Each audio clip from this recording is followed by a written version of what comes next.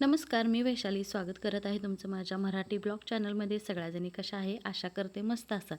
तर आज होता सोमवार आणि पाणीच नव्हतं आलेलं. आता माझ्या लक्षात पण नाही नेमकं पाणी कधी आलेलं होतं, कारण पिण्यासाठी पाणी जे आहे ते वरनं आता आणत आहे आम्ही, कारण ह्या पाण्यामध्ये थोडीशी रेती अशी वाटत्या आणि कसं वेगळंच पाणी यायला लागलं आता 2-3 दिवस झालं. त्यामुळे हे म्हटलं की नको पाणी प्यायला, आपण हे वरनं घेऊन येऊया. तर आता पाणी पूर्ण संपलेलं होतं, तर शेजारच्या दादांना म्हटले की थोडं पाणी आम्हाला द्या, एक अर्धी टाकी भरेल एवढं.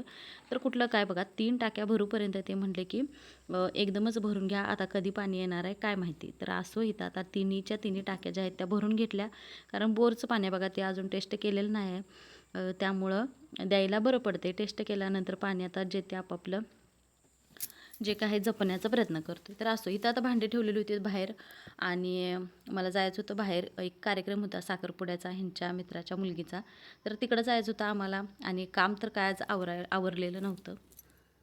इथं आता म्हणतं भांडी पटकन घासून घ्यावी, कारण रात्री लेट झाल्यामुळं काहीच नव्हतं आवरलं आणि पाणी नसल्यामुळं आता बेसिनपाशी भांडी मी घासू शकत नव्हतो, त्यामुळं बाहेर ठेवलेली. आता बाहेर ठेवलेली भांडी परत आता आणाय नको म्हणून तिथंच घासली.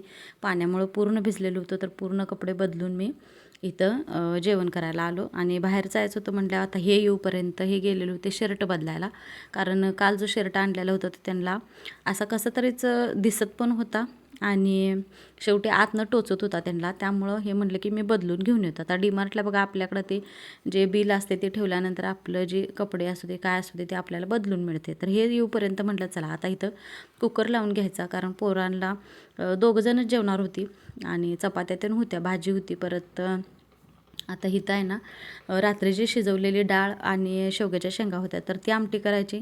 आणि ह्या तांदळाचा आहे ना आता अंदाज नाही आहे, कारण बघा नवीन तांदूळ आणले. ह्यांचं एक असं म्हणणं असतं की सारखं सारखं तेच खायला नको, आपण बदलून बदलून तांदूळ खाल्लं तर प्रत्येक तांदळाची चव आपल्याला कळते. आता हा तांदूळ एकदम बारीक आहे आणि ह्याचा अंदाज पण नाही आता फुगतोय का नाही. त्यासाठी मी दोन्ही भांड्यामध्ये 1.5 वाटी तांदूळ जे आहे ते घातलेलं. आता केवढा होते काय माहिती. तर इथं कुकर लावून घेतला आणि आमटी फोडणी द्यायची होती मला. आता दुसरं काय जास्त काम नव्हतं, कारण शिजवलेली डाळ मी तशीच फ्रीजला ठेवलेली होती आणि सकाळी उठल्यानंतर आंघोळ झाल्या मी एकदा ती गरम करून ठेवलेली होती. लसूण एक फ्रीजला सोलून ठेवला की बरं पडते बघा. मला तर एवढा कंटाळ येतोय लसूण सोलायचा. तर कोण कोण आहेत अशा माझ्यासारख्या ज्यांना अशी किचकट थोडी थोडी कामं आहेत ती करायला नको वाटतात. तर मला तर भरपूर कंटाळ येते लसूण ते सोलायचं, पण नाही आता कंटाळ येते म्हणून मग सगळ्यात घालायचं सोडून द्यायचं असं होते. त्याच्यासाठीच एक आता वेगळा वेळ जो आहे तो काढायचा असं माझा विचार सुरू आहे. तर चला आता इथं दुपारच्या वेळेत जी काही कामं असतात ती करायला बघायची.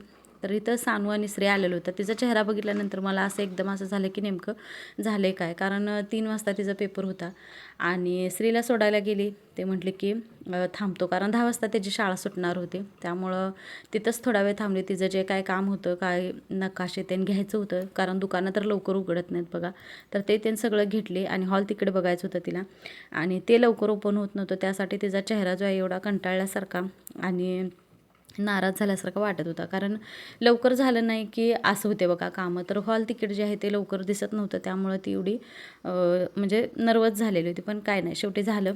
आता 3 वाजता ती पेपरला जाणार होती, त्यामुळं श्रीला पण नाही घेऊन गेलो आणि मग सुहानी एकटी थांबणार त्यासाठी. तर इथं आता लसूण जे आहे तो लागलंच तिथंच बारीक करून घेतला, जिरं मोहरी आणि थोडीशी हळद आणि तिखट मीठ घालून हे तर आमटी जी आहे ती फोडणी टाकून घेतलेली आहे. आता आमटी भात चपाती हे खातील आणि सुहानीचा उपवास होता, तर तिला शाबू नको होते. त्यासाठी म्हटलं स्त्रीला की तिला काहीतरी आणून दे नंतर. तसं तर दुपारच्या नंतरच तिला भूक लागते, पूर्ण 1-1:30 वाजेपर्यंत ती काय मागत नाही खायला आणि दुपारच्या वेळेतच मग जास्त भूक लागते. तर त्यावेळेत ती काय मागल ते आणून दे, कारण शाबू खाल्लं की तिचं माझ्यासारखंच आहे, डोकं दुखतंय. मला पण तसं होते, उपवास असला आणि शाबू खाल्ली की डोकं दुखायला सुरू होते. त्यामुळं मी नाही नादाला लागत. तर इथं डाळीमध्ये मी आधीच मीठ घातलेलं होतं आणि म्हटलं सपक व्हायला नको, तर एकदा चेक केलं आणि परत थोडंसं मीठ घालून घेतलेलं आहे. तर आता इथं आमटी छान अशी उकळलेली, वास पण इतका छान येत होता. आता म्हटलं चला आपण पण थोडीशी आमटी भाताने हे खाऊन घ्यावं. तोपर्यंत आलेले होते बघू काय आणलंय पॉपकॉर्न. मी पसंत केलेला नाही आवडला. अहो हे पॅकिंग करायला लागते. हां अच्छा, भारी आहे की. पाहिजे दिदी जाणार आहे तर पाहिजे.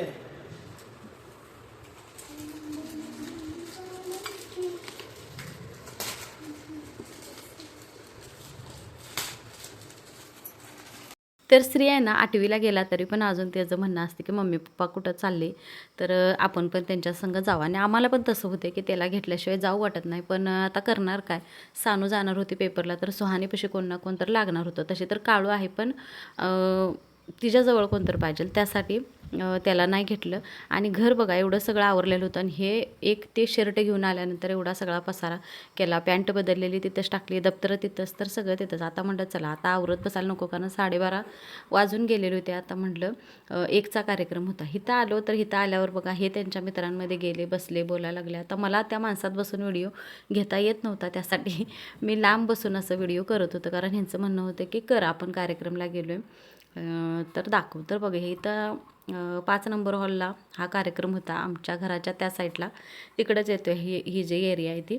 तर इथं सगळी ओळखीचे कोणच नव्हते, ह्यांच्या ओळखीचे होते त्यामुळे ते त्यांना भेटले ते. आणि इथं बघा साखरपुड्याचा जे काय कार्यक्रम आहे ते सुरू झालेलं होता.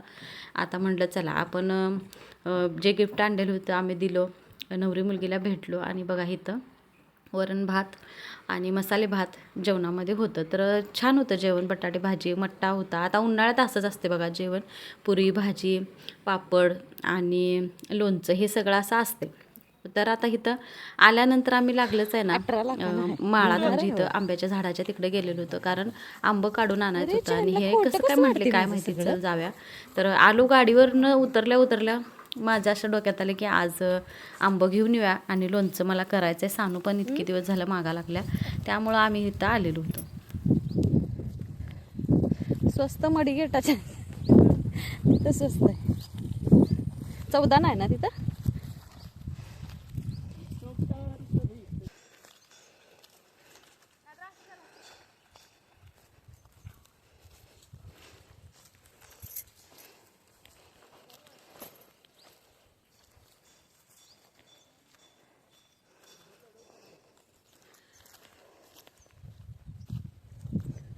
दम लागाला बाई. पोता आणला असतं तर अरे सहजच आंब काढला हे ना बघितलं.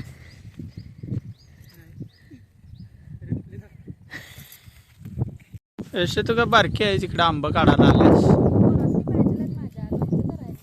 हा. एवढं आंब काढलास हा. ते अजून मोठं व्हायचं आंब, हे मोठे व्हायचं आंब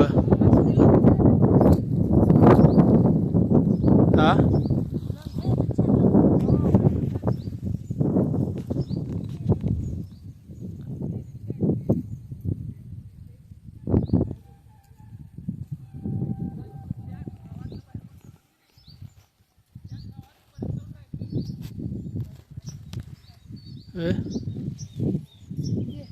एकच मोठा आहे बाळा.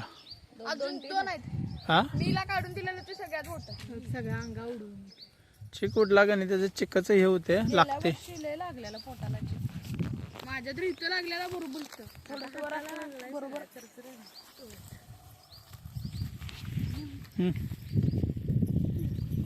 श्री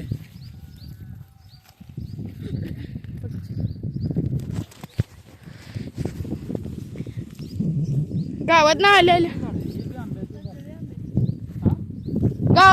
आलाय सव इकडं आंबा काढे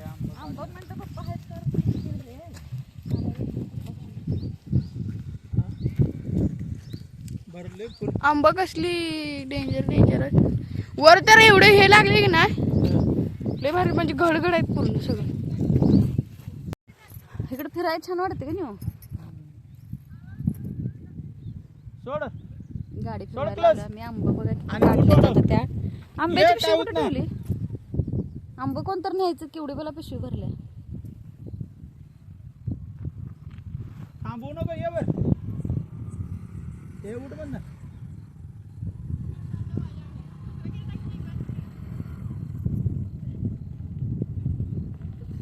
हे ताण अशी हे कमी कर. हे दाबायचं नाही, हे ब्रेक आणि हे ब्रेक दोन्ही करायचं.